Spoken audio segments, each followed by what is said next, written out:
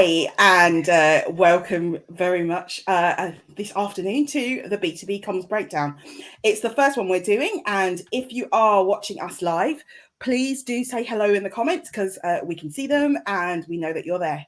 I'm Ayo Abbas. I am a built environment marketing consultant, and I work for, I guess, a range of architects and engineers doing content and campaigns, which I love. And you?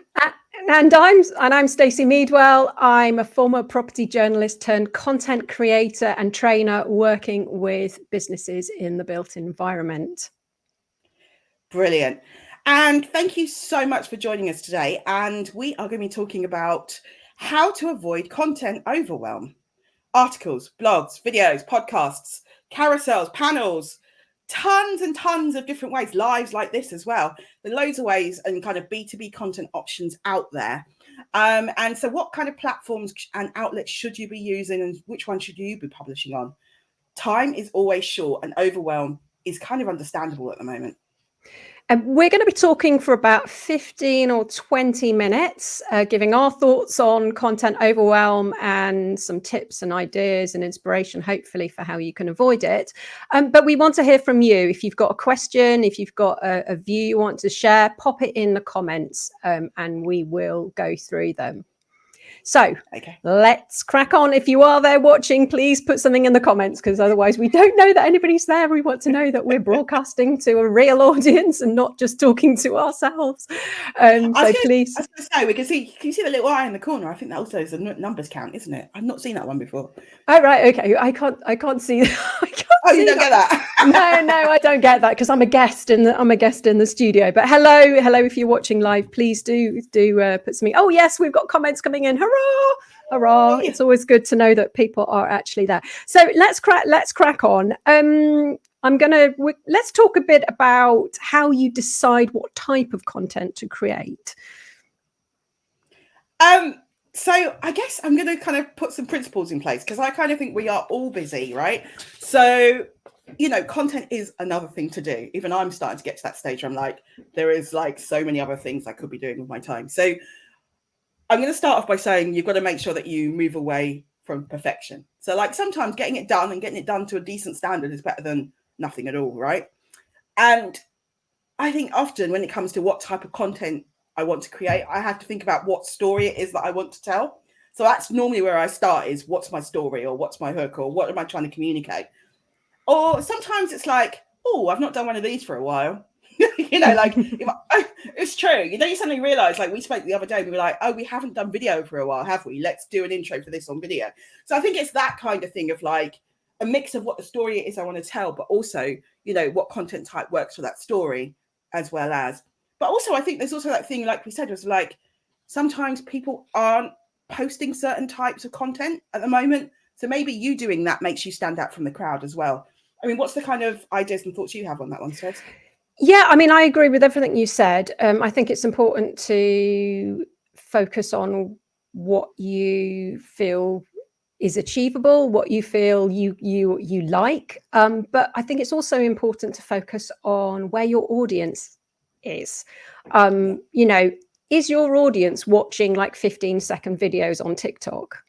That's probably where it should be. But if they're not, then maybe that isn't the type of content that you should be creating.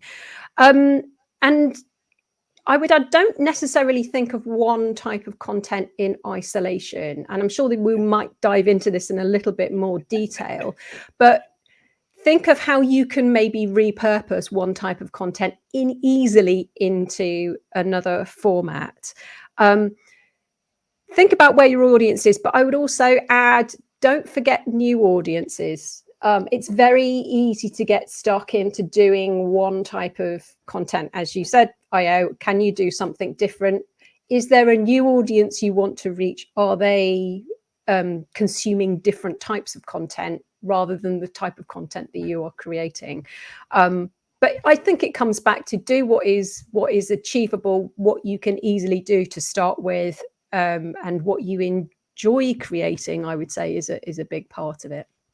Yeah, I remember I interviewed an architect for BVDS, and he talked about finding the channels that you really enjoy. So like he loves talking, him and his partner in his practice, and you know, so they do podcasts. I mean, they're on TV for God's sake, but like, but what we'll do, and they played on their strengths, and I think that's what makes it easier. So how do you decide what type of content, your strengths and what you enjoy comes into it, as well as your audience? I think it's that whole getting that mix right. But I think one of the things you said as well, Stacey, I think it's it's about the content, but it's all about the story you're trying to convey. Yeah. It's taking that story and actually using the different content types for that one story. I think it's more about that than anything else. Yeah. I mean, I think see your content, you know, a piece of content as your hero piece of content that you can then splice and dice and do something with. Which kind of leads on to the next point we were going to talk about is it okay to stick to one type of content? And I think yes and no to that, but maybe you've got some thoughts on that, Ayo, before I launch into my thoughts. No, I want to hear yours because I actually tend to agree. I started writing my answers earlier, and I tend to agree with you. But yeah, go for it. Well, I think it's yes, because I think yes in a sense because it's better to do one thing and do it well, rather than trying to do lots of different things and not do anything particularly well. And that relates to channels as well, which we're going to come on to. But saying that, can you easily repurpose that, you know, your one type of content? I mean, certainly, you know, with the sort of area of the built environment I work with, it's very much focused on written content. And, you know, I'm a content writer, so, you know, that's I do a lot of that. But could you repurpose that written content into, say, a carousel with bullet points? It's a different type. It's a different format. It's a different type of content. So it's not necessarily sticking to, you know, one type of content and thinking, or trying to do a video, a podcast, you know, an article, a blog post, an event, and trying to do everything. But it's like, okay, we're already producing written content. Can we turn that into something else? You know, another example is, you know, if you're holding events and you do round tables or panels, can you turn that into a white paper or a report or a series of articles? So it's yes, it is okay to stick to one type, but I would say think beyond that one type of content and what you can easily repurpose it into. So I completely agree with you on that. I think there was also that issue of not everybody likes one type of content. So some people are more visual. Some people learn, you know, some people take stuff in more from words. I mean, to be honest, I don't read that much anymore. I normally just listen to stuff, right? So audio books, audio, you know, podcasts, all of that, video, that appeals to me right now. But then actually, if I want to digest information, I might read a blog and write something down. So I think we all learn differently and take in information differently, and our clients and our target audiences will be exactly the same. So I think only having one content type, you might be limiting your reach, because there are some people who will never, ever listen to a podcast or audio. So if that's your thing, then you're going to be missing that audience. So I think it's just trying to kind of work out, you know, if this is my primary piece of content or content type, but then also these are quite easy that I can, you know, create something that's worthwhile in these other mediums easily. I think you've got to have that there.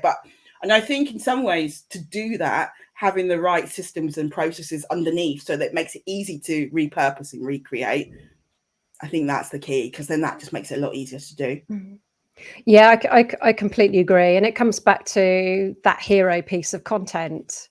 You know, this live is a hero piece of content for both of us, and we will repurpose it, splice it, dice it, and chop it up and turn it into lots of different formats without creating content from scratch, because that's the big time consuming bit, is creating a new bit of content from scratch. So I mean, coming back to obviously the theme is avoiding overwhelm. Yes, it can be overwhelming trying to do all these things, but think about, if think about that one piece of content, are there easy ways you can repurpose it so it is in different formats, so you're ticking those boxes, you're reaching those different audiences, those people with different preferences and how they consume content. And I think that's a good point. And I think, like, you know, that whole thing of, you know, you could literally like take a written blog and just speak it to camera on your phone, and then that's an audio then, you know what I mean? So there are simple things that you can do, or having a carousel, you just take the headlines out and things like that, and they're really, really practical. And then you can go, that's a carousel. Look, that's done. That's another type from that one piece of content. But I do think that thing you said about, at least we're starting from something with this. So rather than starting from a blank page of, I've got to do 5 posts on LinkedIn, oh my God, at the beginning of the week, it's actually looking and thinking, actually, I've got this blog I did there, haven't I? I could literally just turn that into this. Mm-hmm. And then, using that kind of repurposed sort of content from elsewhere for a couple of days. And then actually there's only 3 new posts you need to do. And I think it's stuff like that as well, where you can kind of get smarter with stuff you already have as well. It reduces the overwhelm, because then you're like, actually, that could just work as a carousel, or that would be quite quick. So yeah, I think that's another thing. Which kind of leads us neatly into channels, and what channels should be on, and how many channels should you be on. And you want to go first, or should we? I'll go first if you don't mind. Okay. I would say don't put all your eggs in one basket, because if your primary content channel is LinkedIn or is a social media channel, you don't own that. Anything could happen. You could get locked out of LinkedIn. I mean, I'm not on Instagram for work, but I'm on Instagram for my hobby. And I got locked out of Instagram on Sunday, and I'm at the whim of Meta in terms of letting me back on. I didn't do anything bad, honestly. Yeah. I was just trying to post a question about things. Yeah. So I would say don't put all your eggs in one basket, and have at least one channel that you control.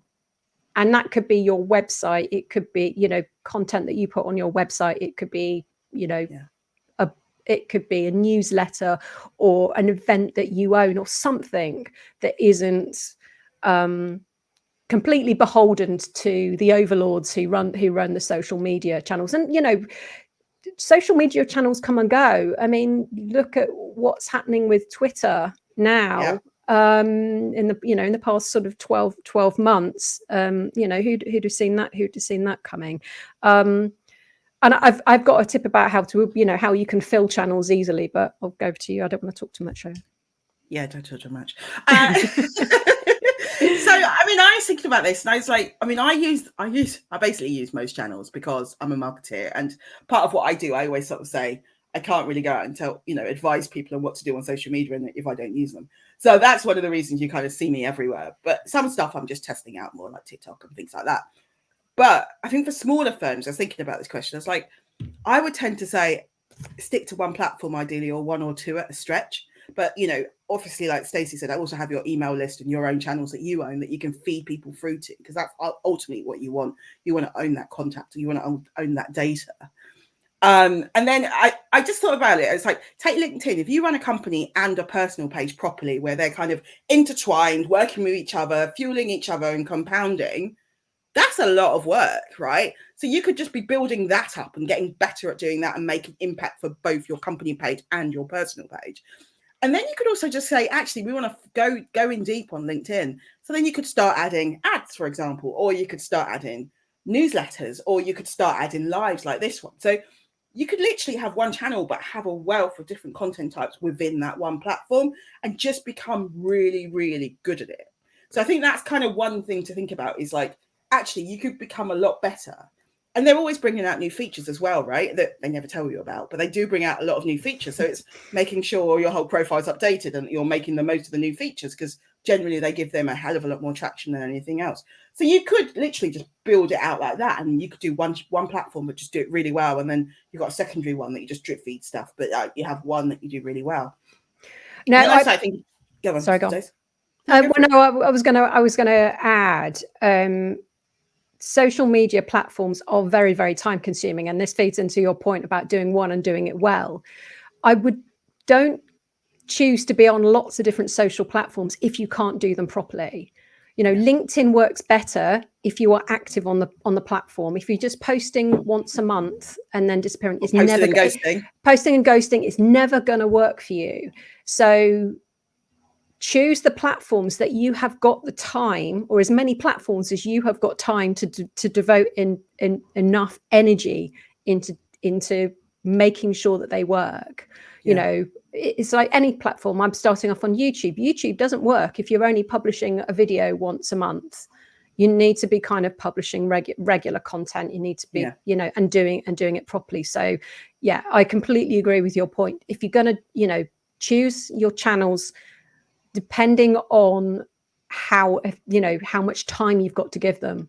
I mean, I you know, I've lots of reasons I don't use Twitter for work anymore, but one of the reasons is I haven't got the time to prime the algorithm, to use it properly, to make it work for me. I just haven't got time. So I devote my attention to a mess. LinkedIn. So don't bother wasting your time. Like my feed, I'm like, oh my God. Just my Twitter feed, I'm like, oh, it's just this mess of tabs. And you're there going, what is this? And like, Elon's ruined the platform, man. It's horrible. Yeah, I was a very early adopter of Twitter. You know, I got on it sort of, I think 2008 or something, and I loved it, and I found it brilliant for a long time, and then I just kind of moved away from it because its usefulness stopped. And now, you know, now I just don't have the time. I just don't have the time for, you know, LinkedIn is my social channel. I have other channels, but LinkedIn is my social channel. So yeah, that would be my advice. So we've got a question. Yay! Hey! Thanks, Yusuf. So it says, I recently, oh, I can't remember how to show it. Let me show it.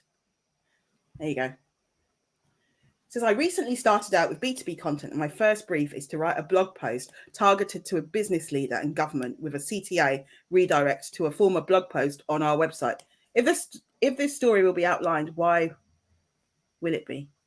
I'm not sure what that means. Yeah, I'm not sure about what your question is, Yusuf. Could you maybe could you clarify? Yeah, if you can clarify that, we'll come back to it. Yeah. Okay. We have a comment, and I mean, this is a question. It's quite a long one. Working in the roofing industry has made me restrict to only being blog posts to drive audience. After a while, there are instances where I really get stuck to think like, what should I create on my blog now? What do you think is a good way to get out of the phase and come up with new ideas for written blog content? Ooh, I've got some good ones on this one. Yeah. Coming up with ideas. I mean, we've had conversations about this because Ayo and I are both in the camp that we never have problems coming up with our own content. And have too many ideas. That's the worst thing. Where you're like, oh, God, it's just like and my background is I was a features editor, and at one point I had 1,000 pages a year to fill and commission and stuff. So I'm primed, but I know that not everybody is primed for that. I would have a look at you. I would go back through your content and have a look at the content channels. You know, what are the types of content you do? Do you have 3 or 4 different types of content that, you know, 3 or 4 different topics that you write about? You know, like say, for example, you know, for me, I write about writing, I write about, you know, press releases, I write about property, and I write some personal stuff. So that's roughly my 4 kind of content channels. So have a look at what you've been publishing. Is there a pillar missing from your content channels? Yeah. Is there something, you know, are you missing people-y stuff? Are you know, is there an area of your business that you're missing?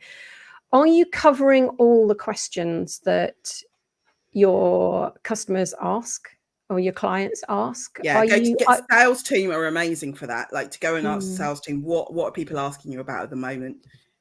I think that's a really good one, Stacey. Well done.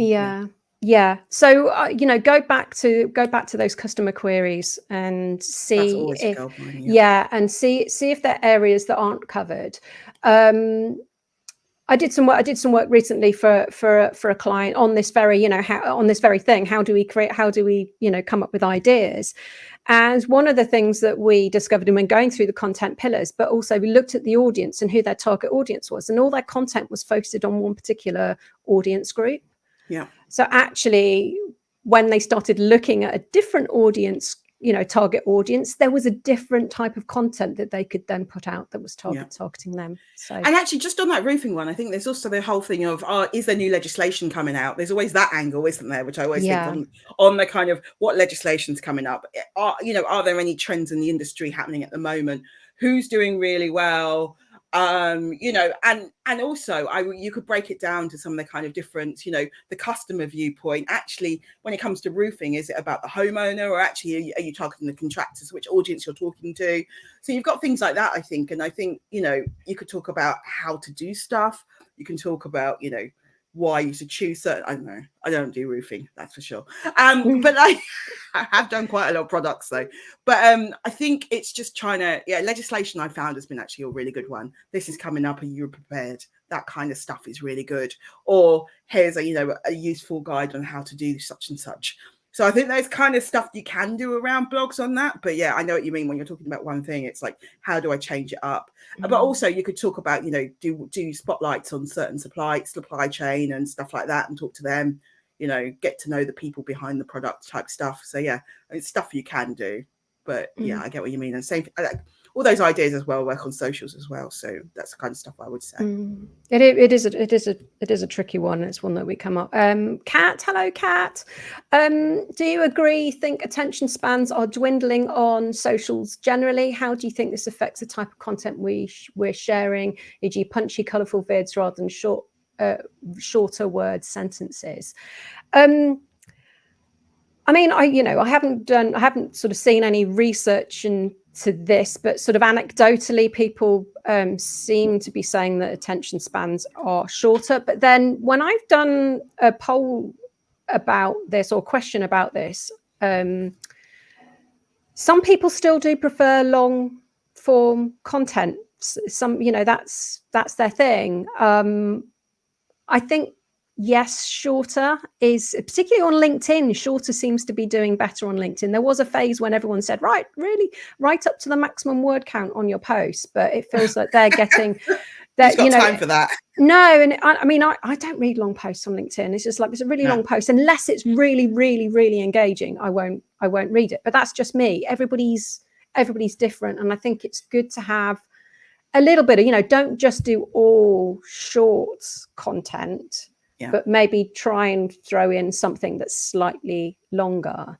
I think for me, short content can be your hook to reel someone in. You know what I mean? The short stuff is like, and it's like, actually, I want to know more. And then that can link into the longer piece. So I think getting the two to work together is probably the way. But I mean, I still think there is a role for longer, and people still do delve in longer.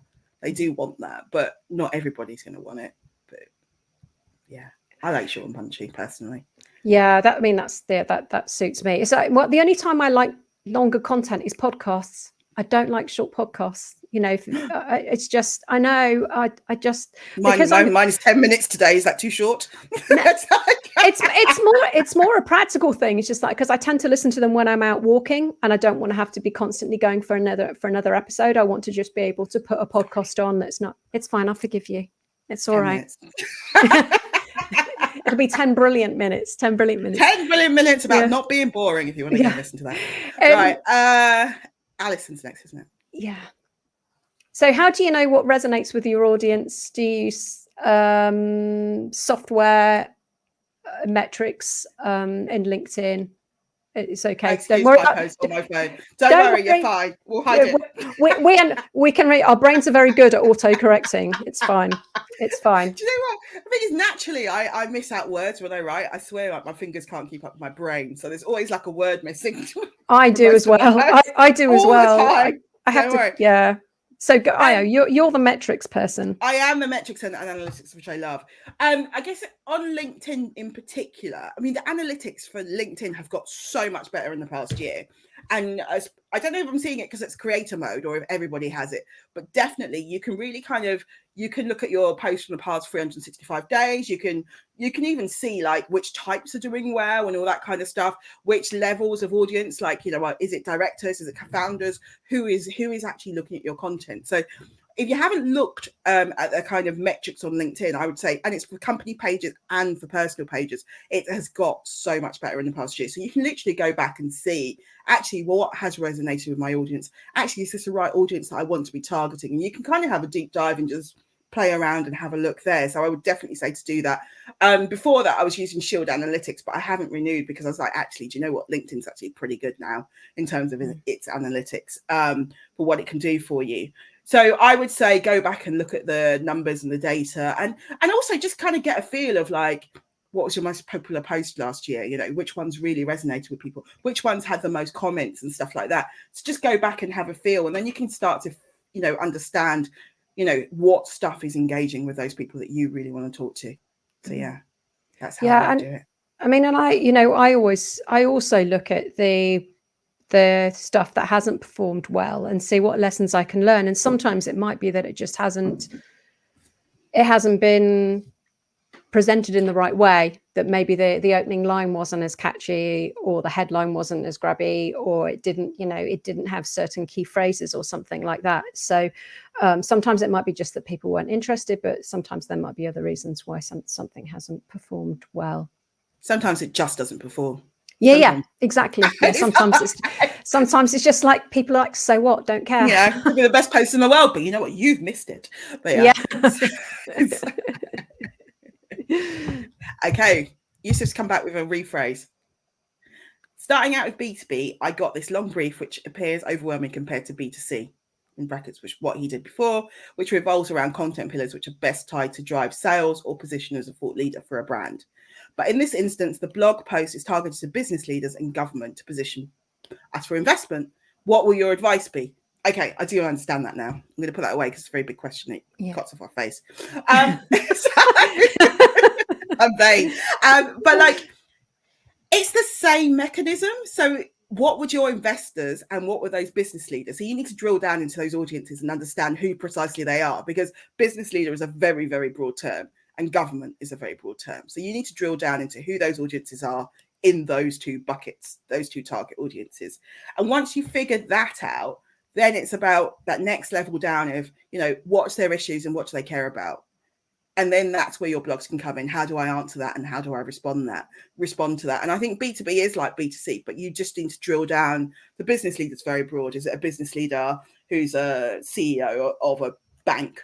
Or is it a business leader who's actually just running a small business? You know, like business leader can mean anything. And government is exactly the same. So you just need to get some granularity on what that is and drill down into what's their issues. Then you can understand what your company's response or how they can help them in that kind of area. So that's kind of how I would approach that. And I think B2C is like that. It just seems bigger, but you just need to drill down more. We've got two more questions, which because we're coming up for half an hour now. I wasn't expecting to be talking for quite so long. Thank you so much for all your brilliant questions. But let's quickly go through these. So this is from a LinkedIn user. Ideas for B2B email list building apart from masterclasses, like your brilliant ones. I mean, I'm very new to email. My email list was only set up last autumn, so I'm still in the very early stages and still very much learning. So yeah, I'm going to pass over to Ayo for this one, because yours has been going a lot longer than mine. Sometimes the email list building, I just ask. I say, hi, I do this email. Follow it. Sign up here. So sometimes I literally just ask people. Other things you can do is trail it before it goes out. This is coming out. It will have this, this, and this in it. If you like it, where your existing audiences are. If you like it, sign up here. I've seen other people like Nikita Morel, who's amazing. She is a comms person who specializes in writing for architects.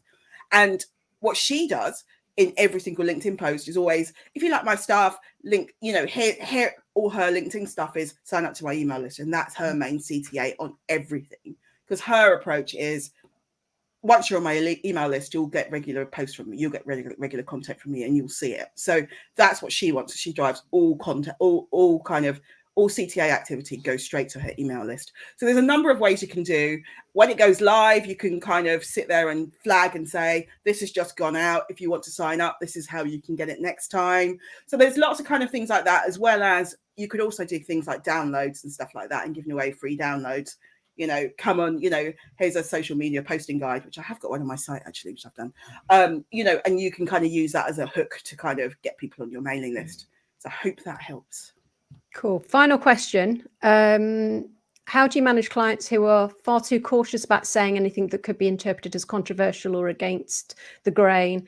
This can be a huge barrier to having anything interesting to say in comment pieces. Yeah, this is an interesting one, and you know, I do because I write a lot of thought leader for people. I ghostwrite a lot of thought leader comment, and there is the nervousness around putting your head above the parapet. I think there are ways of presenting a viewpoint in a friendlier sort of way. I think you need to back up what you're saying, make sure you've got evidence. I think acknowledging that there are other viewpoints and there are other, you know, other things at play. I think, you know, you can set out, well, this is what I think. I mean, you know, there are these other things going on, which may, you know, sort of balancing that discussion. I used to commission comment pieces for the magazine I worked on, and people would send in pitches for comment pieces and they wouldn't have an opinion. They'd basically be sending a press release. It's not going to get published.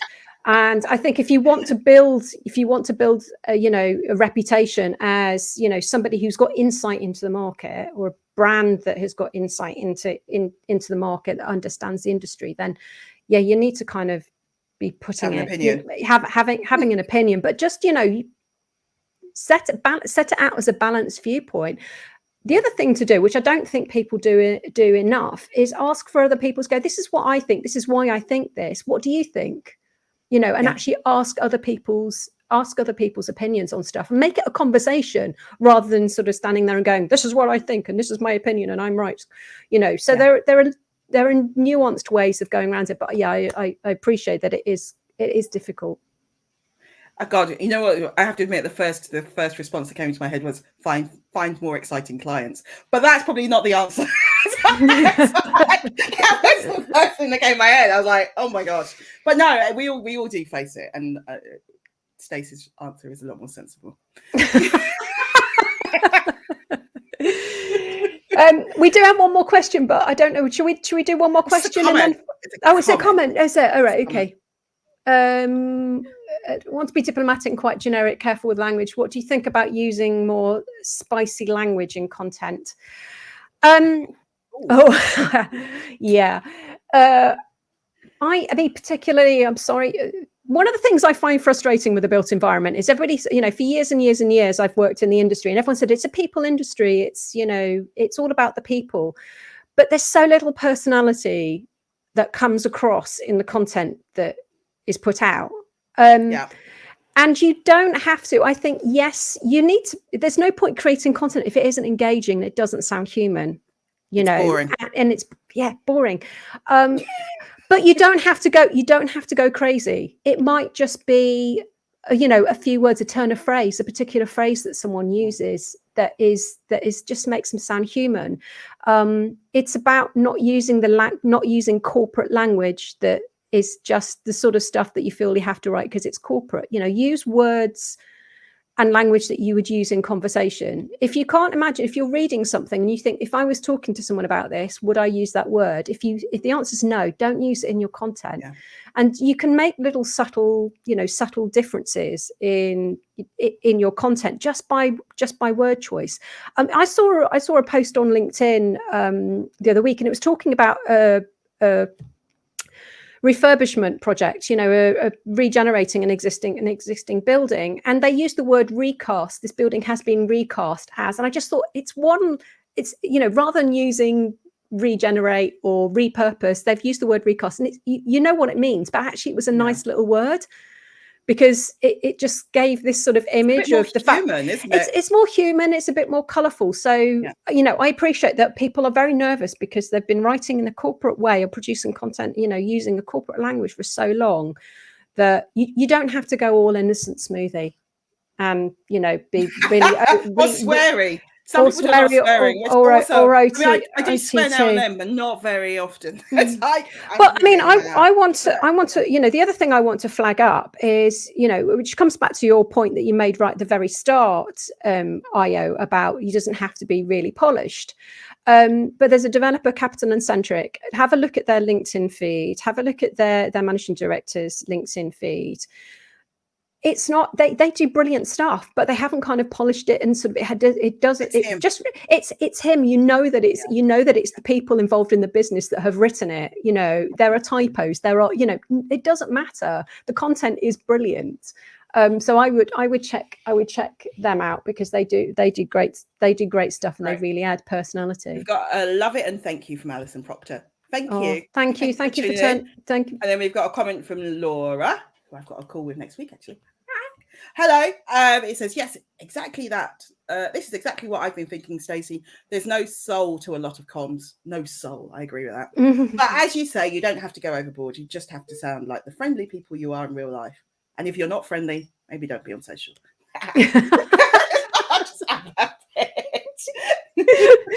Well, shall we round things off by giving our one act, because we decided beforehand that we'd finish on one actionable tip, going back to our theme of avoiding content overwhelm.